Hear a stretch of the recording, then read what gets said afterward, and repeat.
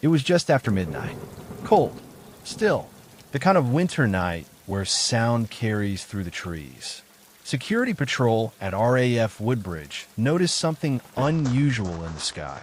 Bright lights descending beyond the forest line.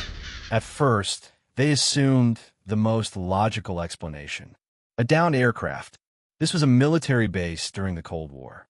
If something crashed nearby, it had to be investigated immediately. 3 airmen were sent into the darkness. They expected wreckage. They did not expect what they saw.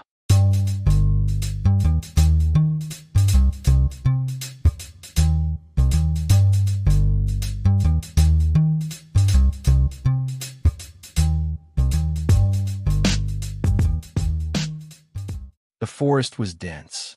Pine trees rising high, ground uneven, flashlights cutting through mist. As they moved deeper, the light ahead grew brighter. One of them later described it as metallic and triangular. Not burning, not damaged, not like a crash. It appeared controlled, deliberate. The object hovered among the trees, colored lights blinking along its surface. Blue, red, white. One airman said the surface looked smooth, almost liquid in texture. Another claimed it seemed to respond to their movement. As they approached, it moved, gliding silently between trees, then rising rapidly upward. Within seconds, it was gone.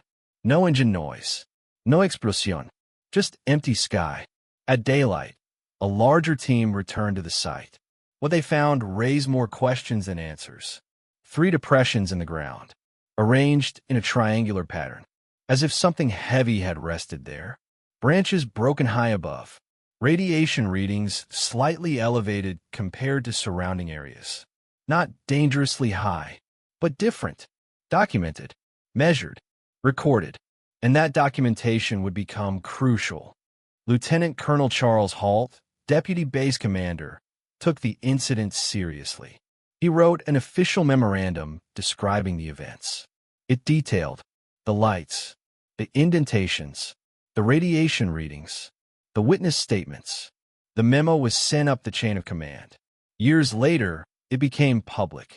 This wasn't a rumor. It wasn't just a story told at a bar. It was a formal military report. 2 nights later, the lights returned. This time, Colonel Halt himself led a team into the forest. He carried a tape recorder. That audio still exists today. You just saw a light where? Right in this position here, straight ahead, in between the tree. There it is again. Watch, straight ahead off my flash right there. Yeah, there it is. Hey, I see it too. What is it? We don't know, sir. So can I get some? Yeah, it's a strange, small red light. You'll see on maybe quarter to half mile, maybe further out. When I switch off.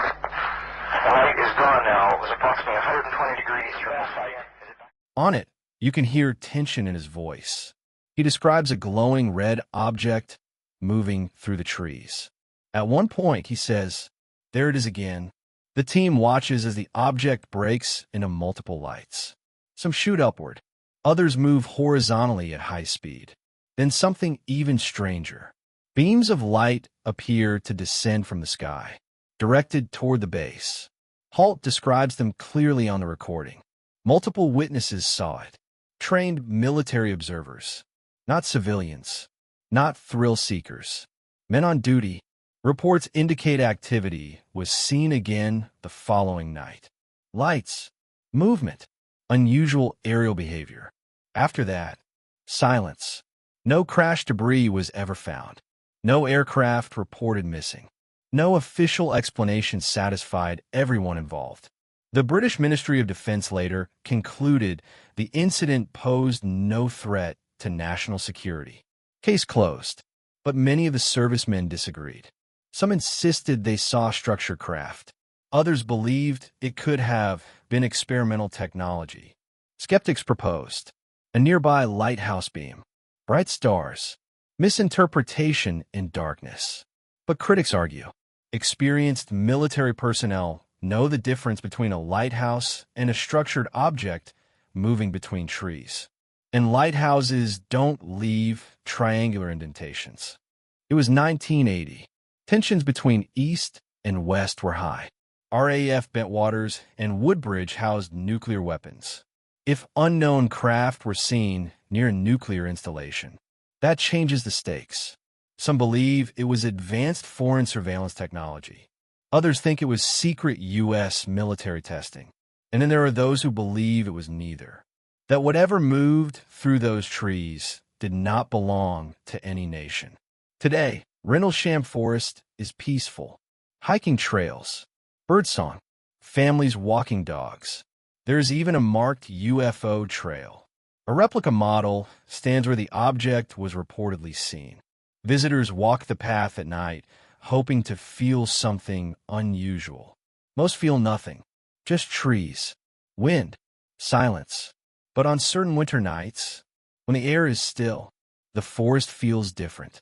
The Rendlesham Forest incident remains one of the most documented UFO cases in the world because it includes multiple trained witnesses, physical markings, radiation readings, audio recordings, an official memo.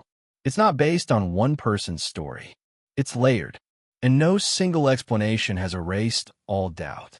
Imagine standing in that forest, flashlight shaking slightly in your hand, hearing something move just beyond sight, seeing colored light reflect off wet pine needles, and realizing you are witnessing something you cannot explain.